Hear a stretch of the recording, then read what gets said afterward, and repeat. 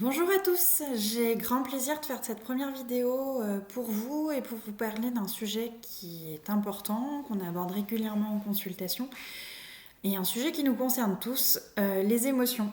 Donc les émotions, qu'est-ce que c'est réellement? Il y en a plusieurs, des sympathiques, des moins sympathiques. Et puis souvent on se dit non mais j'en veux pas, qu'est-ce que j'en fais?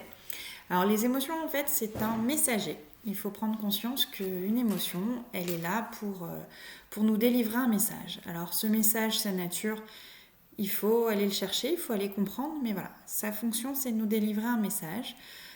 Parce que, il se passe quelque chose dans notre corps et le messager vient faire toc-toc à notre porte pour nous dire attention, il se passe quelque chose.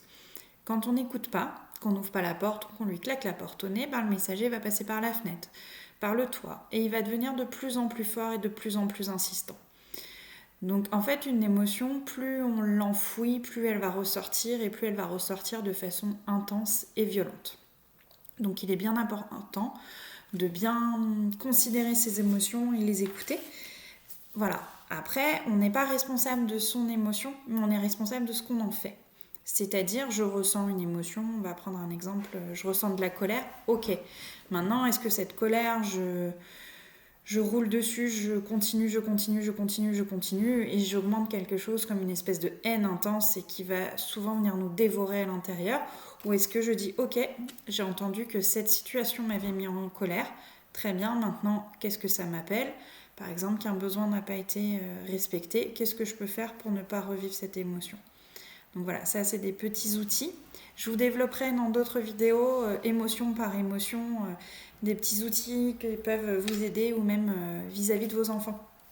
Parce que c'est pas toujours évident de gérer l'émotion de son enfant. Alors il faut savoir que l'émotion, voilà, c'est une amie, c'est c'est quelque chose qu'il faut prendre en compte, qu'il faut cajoler, qu'il faut câliner et qu'il faut accueillir.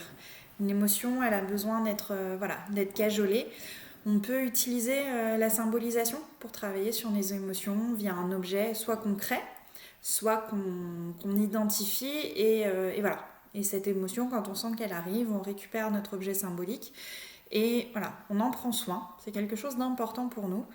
Et on dit ok, je t'ai entendu ma tristesse, tu es là avec moi, ok, je te garde avec moi le temps nécessaire, qu'elle s'en aille, mais voilà, je t'ai entendu et je l'apaise. Elle n'aura plus besoin de s'exprimer de plus en plus fort car elle aura été entendue. Chez les enfants, c'est des fois difficile d'identifier les émotions. Alors, il faut savoir que eux, ils ressentent les émotions puissance 10 000, mais ils ne savent pas quoi en faire. Ils ne savent pas les identifier. Donc c'est à nous, adultes, parents, de leur aider. Là, tu ressens une colère. Là, tu es triste. On peut utiliser, il y a différents outils, le monstre des émotions, il y a les émoticartes, il y a plein de petites choses que je pourrais vous partager qui peuvent aider à mettre des mots. La roue des émotions, avec vos enfants dès 3 ans.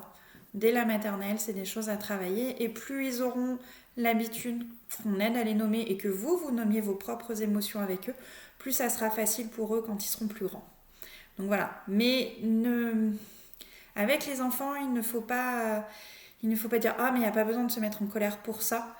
Ce qui est propre pour eux, leur ressenti, il leur est personnel. Par contre, voilà, tu es en colère, ok, j'entends, je comprends, maintenant ça sert à rien de taper, voilà, ça ce n'est pas possible, ce n'est pas acceptable. Par contre, voilà, je prends soin de toi et je prends soin de ta colère. Et les accompagner dans cette gestion-là. Mais n'attendez pas d'un tout petit qu'il soit capable de maîtriser son émotion. Ce n'est pas possible, même nous en tant qu'adultes, c'est pas toujours évident.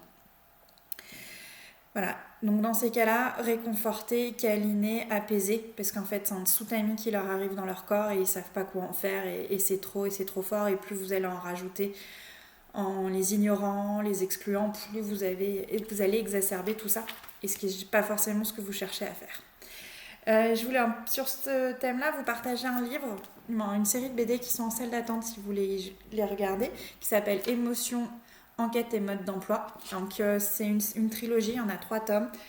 C'est Artmela qui fait ça, elles sont super belles et justement elle vous réexplique dedans tout ce que ça... Voilà, le fameux petit messager qui a l'info importante à délivrer. Et donc vous avez 3 thèmes qui vous permettent au fur et à mesure de comprendre tout ça. C'est pour les adultes, mais après voilà, vous pouvez montrer quelques pages. Vous retrouverez des affiches en salle d'attente aussi qui permettent de continuer à travailler là-dessus. Et après, moi, je vais vous parler des émotions, ce que ça vous fait dans votre corps.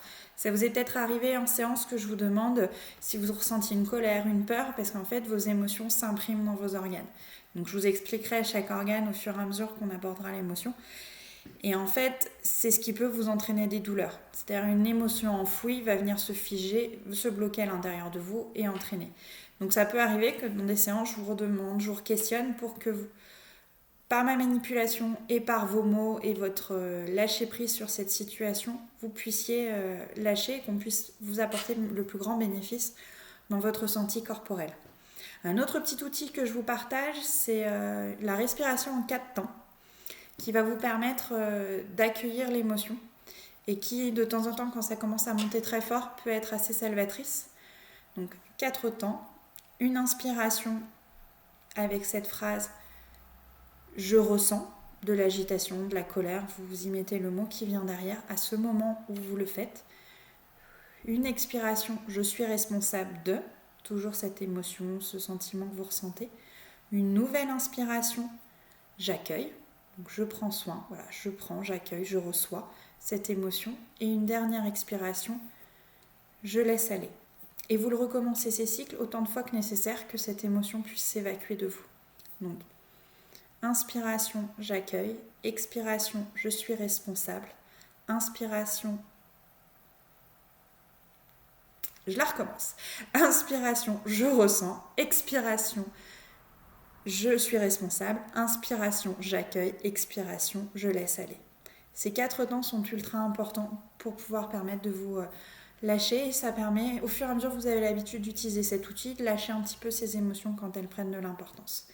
Si vous avez des questions, n'hésitez pas à mettre un petit commentaire dessous, j'aurai ravie de vous répondre. Et puis pareil, pouvoir échanger en cabinet si vous sentez qu'il y a des choses à l'intérieur de vous qui se passent et qui vous entraînent des mots inconfortables, de l'agitation. Puis j'aurai plaisir de refaire une vidéo sur une autre émotion et on attaquera avec la colère. Je vous souhaite une très belle journée et je vous remercie. Au revoir.